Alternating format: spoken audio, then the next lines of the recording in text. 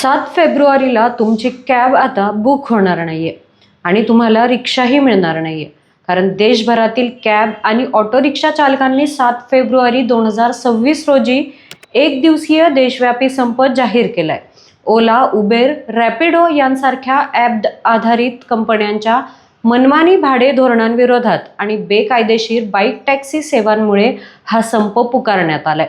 चालक संघटनांचा आरोप आहे की परिवहन विभागाने नियम पाळण्याचे आदेश दिले असतानाही कंपन्या त्याकडे दुर्लक्ष करतायत. मुंबईसारख्या महानगरांमध्ये सुरू असलेल्या बेकायदेशीर बाईक टॅक्सींमुळे अपघात, मृत्यू आणि कायमस्वरूपी अपंगत्वाच्या घटना घडत असून विमा संरक्षणही मिळत नाहीये. याशिवाय पॅनिक बटनच्या नावाखाली हजारो रुपयांची सक्तीची वसुली होत असल्याचा आरोप चालकांनी केलाय. खुल्या रिक्षा परमिट धोरणामुळे वाहनांची संख्या वाढून चालकांचे उत्पन्न घटलं आहे. संघटनांच्या म्हणण्यानुसार हा संप नियमांची अंमलबजावणी, रस्ता सुरक्षा आणि गिग कामगारांच्या हक्कांसाठी आहे.